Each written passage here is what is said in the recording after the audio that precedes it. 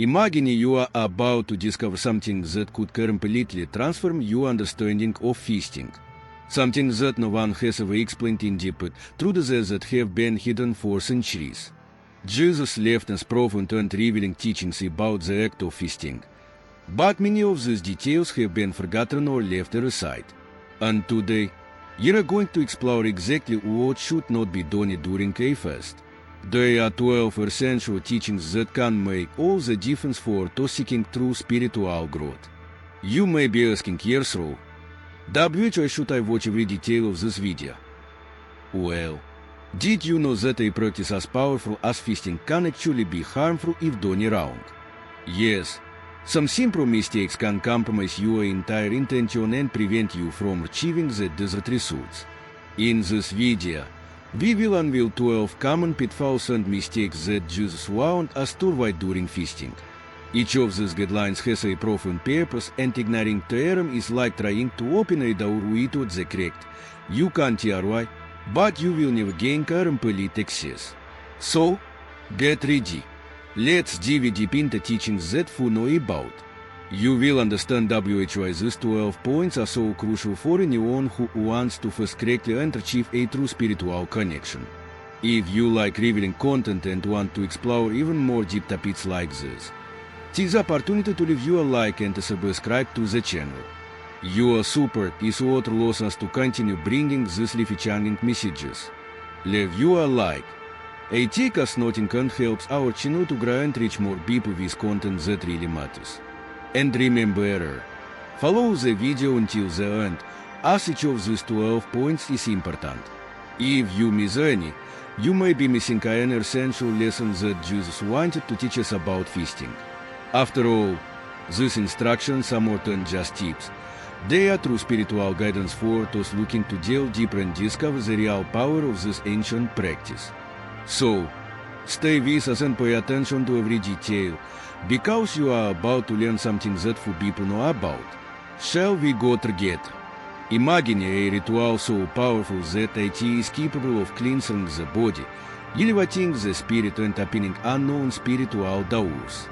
A secreted practice for thousands of years, recommended by religious leaders, saints and even Jesus himself. Yes, we are talking about the fast. But is everything we know about feasting really the truth? There is much about the spirituality that has been hidden through that further mention. Today, we will unravel this mystery and, together, discover the 12 things that Jesus warned about and that should never be done during a fast.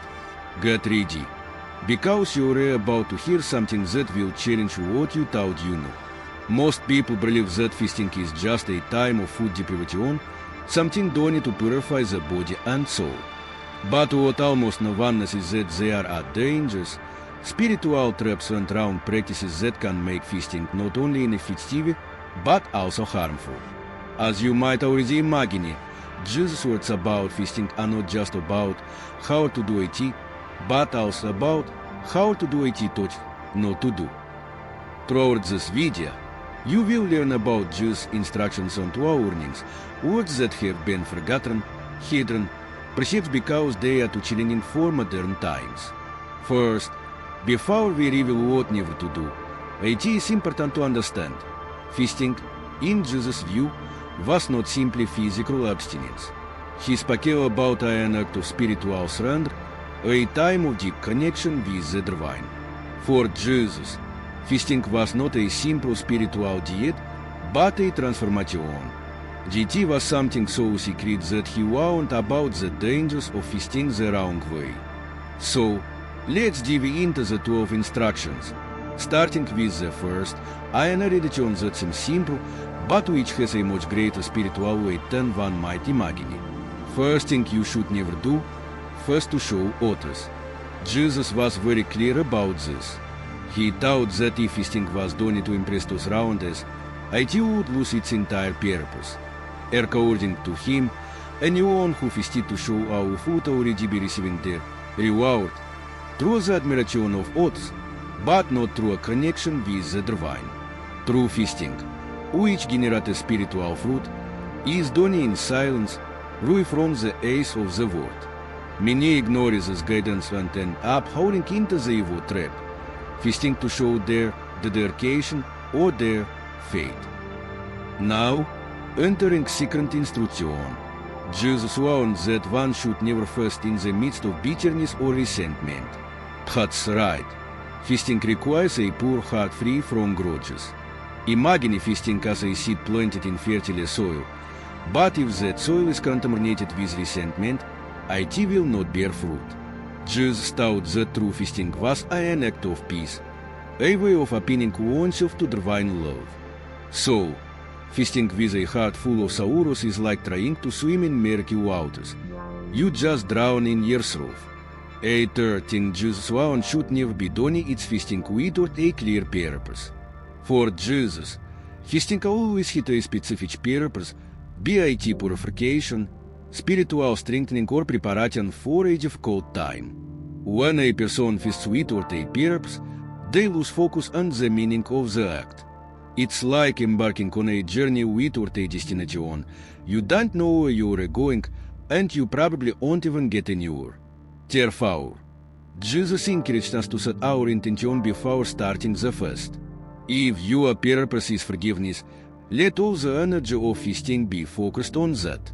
We now move on to alert room, one of the most surprising, never fast without prayer. Prayer is those that opens the feasting portal to the divine. Jesus taught that feasting without prayer was just physical deprivation. Prayer, according to him, is the spiritual fuel that transforms feasting into a tool for connecting with God. Many make the mistake of just abstaining from food, but without the practice of prayer, feasting loses its spiritual essence. Jesus said that feasting and prayer are like two wings of a bird. Without one of them, he cannot fly. A fifth orientation is as powerful as it is necessary. Never make feasting an exchange for material blessings. Jesus was emphatic in teaching that feasting is not a bargaining chip. He knew that the true reward of feasting is spiritual, not material. Many people fall into the trap of thinking that by feasting they will receive some specific blessing, such as a job or material possession. But feasting, according to Jesus, is an act of surrender and humility, not bargaining. When we fast with a heart full of material expectations, our intention becomes contaminated and, instead of getting closer to God, we move away. A sixth thing Jesus taught should never be done during feasting is to ignore the body signals. He warned us that although feasting is spiritual, the body also participates in the process. The body is a temple, and it must be respected. Therefore, if at any point the body sends signals of extreme weakness or discomfort, it is necessary to stop and understand those signals. Jesus was aware of the importance of the body in the spiritual journey, and he knew that ignoring physical signals could lead to serious consequences. No seventh alert, we find a profound teaching, never fast with pride. Feasting is an act of humility, and Jesus warned us about the danger of letting it turn into an act of pride. When we fast with pride, believing we are more spiritual or better than others, we are undermining the purpose of feasting. This pride moves us away from God and brings us closer to our own evil. A eighth instruction what Jesus left about feasting is, do not fast in times of celebration and joy. Jesus knew that feasting is a time of introspection and silence, not a time to be mixed with parties and celebrations.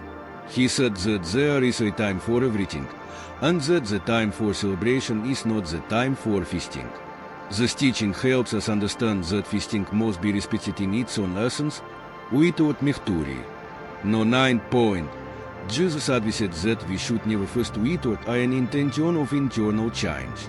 Feasting, for him, was not just an act of deprivation, but an invitation to transformation. If we fast without seeking to transform ourselves, we are just depriving ourselves without purpose. Change must start from within, and feasting is a powerful tool for this, but only when done with that intention. We arrive at that point, never fast while ignoring the needs of others.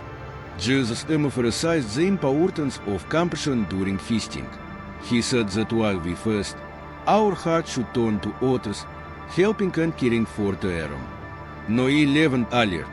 He said, do not fast in a rigid or inflexible way. Regularity is the opposite of the spirit of feasting, which should be a time of peace and introspection. Jesus believed that feasting was a personal journey, and each person must find what works best for them. And finally, the 12th point, don't make feasting an act of self-punishment. Jesus knew that feasting is for elevating the spirit, not for punishing the body. This last point, never to make feasting a form of self-punishment, is a teaching that many ignore. Jesus deeply understood human nature and knew that feasting should be an act of love and respect for the body and spirit.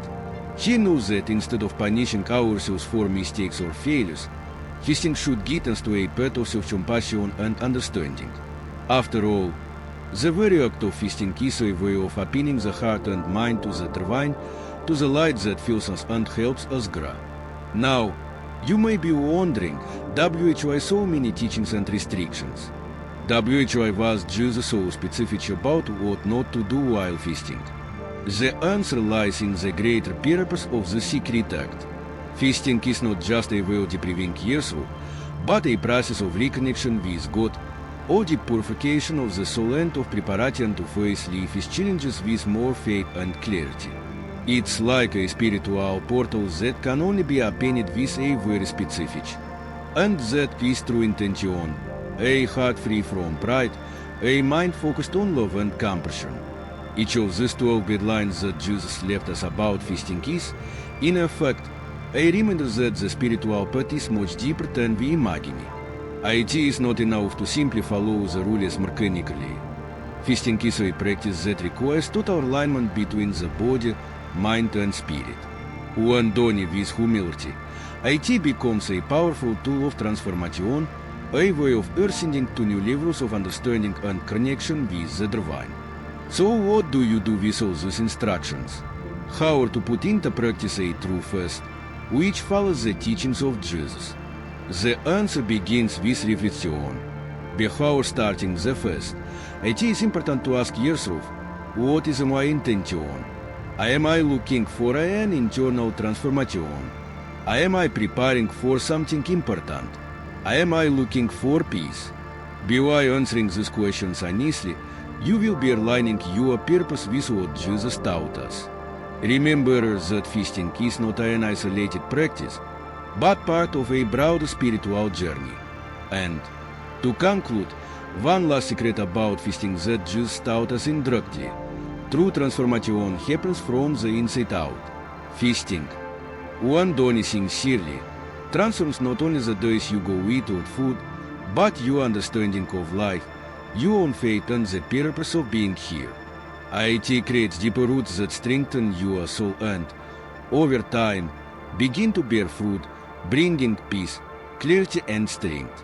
So the next time you think about feasting, remember these 12 teachings. Remember that each of them is not a rule to limit you, but an invitation for your fast to be true, so that it becomes a path of self-knowledge and encounter with the divine. After all, feasting is more than an act of restriction. She is a bridge between the earthly and the secret, and this bridge can only be crossed with a clean heart, a serene mind and pure intention. Prepare yourself, because true feasting is not for the weak, but for those who seek the truth in its essence. Now that you know the secrets, it's up to you to decide, are you ready to walk this path? So, after exploring these profound teachings about feasting, I hope you discovered something truly transformative. Jesus made it clear that feasting is more than a simple practice of abstinence, it is a non-spiritual journey, and avoiding these 12 mistakes it is essential for this practice to have the true effect you are looking for.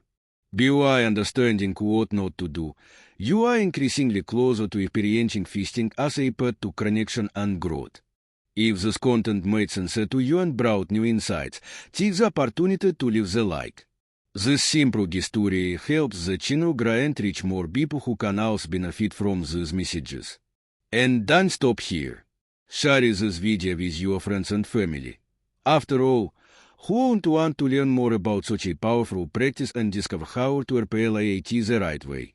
And subscribe to the channel to follow the next videos. We have much more to explore about spiritual themes, biblical teachings and reflections that can enrich your journey. Each video is a new opportunity to learn and grow. So, stick around and get ready for more content like this. See you in the next video, and remember, every discovery is but one shared. Until then.